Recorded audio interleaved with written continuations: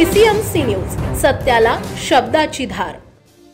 हातात कोयता घेऊन दहशत करणाऱ्या आरोपींच्या पोलिसांनी आवळल्या मुसक्या। पुणे शहरात कोयता गँगने माजवलेली दहशत सर्वज्ञात असतानाच मागील काही दिवसांपूर्वी पिंपरी चिंचवड शहरातही असाच गाड्यांचा दहशत वाजवण्याचा प्रकार घडला। असाच प्रकार पुन्हा एकदा भोसरी येथे घडलाय।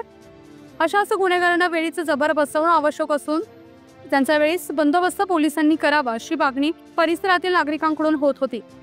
सविस्तर माहिती अशी की भोसरी येथील सुखवाणी सोसायटी आदिनाथ नगर येथे घटना घडली। काल 21 एप्रिल रोजी मध्यरात्री 1:15 वाजता हातात कोयता व दगड घेऊन काही अज्ञात आरोपींनी सोसायटी समोर उभे असलेल्या 10 कार, 1 टेम्पोच्या काचा फोडून गाड्यांचे 3 ते 4 लाख रुपयांचे नुकसान केले। तसेच त्यांना हे नुकसान करण्यापासून थांबवणाऱ्या चौकीदारास कोयत्याचा धाक दाखवून हाताबुक्क्याने मारहाण करून त्याच्या खिशातील रोख रक्कमही काढून घेतली।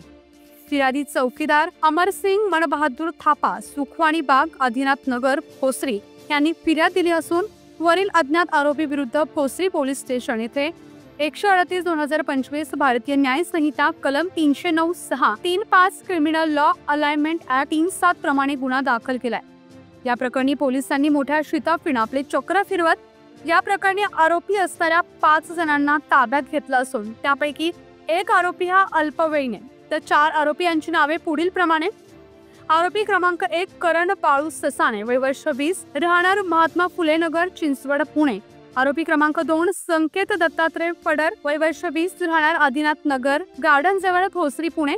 आरोपी क्रमांक 3 करण अमोल ससाणे, वय वर्ष 18, राहणार आदिनाथ नगर संत Sai English school medium school जवळ, भोसरी, पुणे।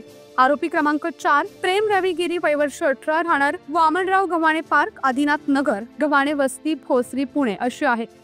पुढील तपास भोसरी पोलीस स्टेशनचे पोलीस उपनिरीक्षक सुहास खाडे हे करत आहेत।